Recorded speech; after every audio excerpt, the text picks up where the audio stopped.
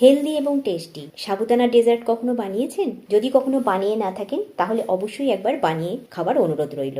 ভীষণই টেস্টি, যে কোনো অনুষ্ঠানে অকেশানে উপোসের দিনও এটা আপনারা বানিয়ে খেতে পারবেন। সাবুদানা ডেজার্ট বানানোর জন্য একটা বাটির মাপে 1 বাটি নিয়ে নিয়েছি সাবুদানা, নিয়েছি 500 ml মতো লিকুইড দুধ, 1 বাটি মতো নিয়েছি গুড়ের বাতাসা, আপনারা আপনাদের ইচ্ছা মতো এখানে চিনিও ব্যবহার করতে পারেন।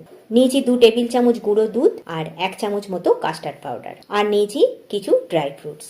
এখন গ্যাসে কড়াই বসিয়ে আমরা সাবুদানাটা কিছুক্ষণ ভেজে নেবো। সাবুদানা ভেজে নিলে অম্বল হবার সম্ভাবনা একদম থাকে না। এবার লো টু মিডিয়াম ফ্লেমে এটাকে বেশ কিছুক্ষণ ভেজে নিচ্ছি। সাবুদানাটা ভেজে নেবার পর বাটিতে ছাঁকনি দিয়ে এখন সাবুদানাটাকে ভালো মতো ধুয়ে পরিষ্কার করে নিচ্ছি। সাবুটাকে এবার জল দিয়ে ধোবার পর আবারও কড়াইতে দিয়ে দিচ্ছি।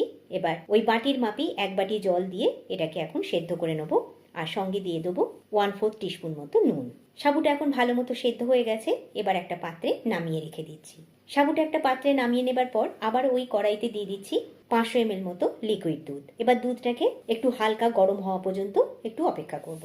দুধটা হালকা গরম হয়ে গেলে হাতায় করে তা থেকে কিছুটা দুধ আমরা তুলে নেব। দুধটা তুলে নেবার পর হালকা গরম দুধের মধ্যে এখন প্রথমে মিশিয়ে দিচ্ছি কাস্টার্ড পাউডার আর গুঁড়ো দুধ, এগুলো মিশিয়ে একটা স্মুথ মিশ্রণ তৈরি করে রেখে দিচ্ছি একপাশে।